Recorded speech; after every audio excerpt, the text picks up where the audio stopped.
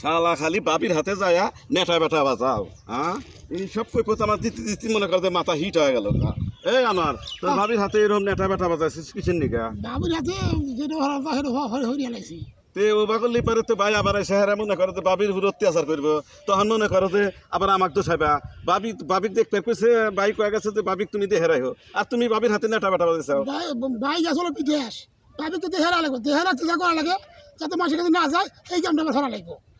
ওই তাই ও বা কাম করা লাগবে বাবির হাতে। তাছাড়া তো থাকবো না। তুমি তো মনে করো যে জিনিসটা মনে করো যে কেবা জানি একবার উল্টা উল্টা মানে হাল দিলা আসি নাকি উল্টা উল্টা হয়ে গেল গা।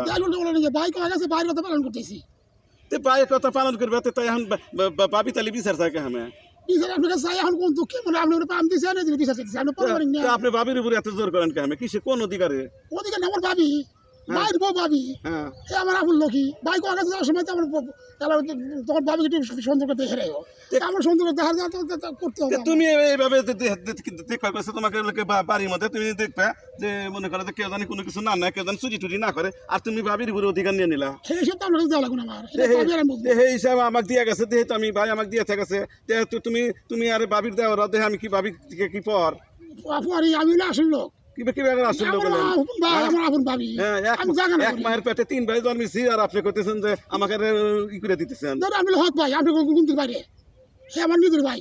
এবি আপনার হাত ভাই হবো, আমরা তো হাত ভাই মনে করি না, তুমি তো হাত ভাই আমার ভাই যদি হাত ভাই মনে করলো নি, তাহলে কি আর আমাকে মনে করে যে এইভাবে কি করলো নি? আপনি যাবেন করেন আমি হক ভাই আমি গুনি না। আমি আপনার নামে দরবার ডাকবো ভাবি, যখন আমার পক্ষে আছে তখন আপনি কি করবেন? ভাই আসলে পরে তো আপনি তো মনে করেন যে পায়ের থেকে মাথা পর্যন্ত একবারে করে দিব। ভাই আমার কয় আছে যে তোমার ভাবি তুমি দিয়ে শুনে রাখো, পরের বছর ঠিক মতো রাখো।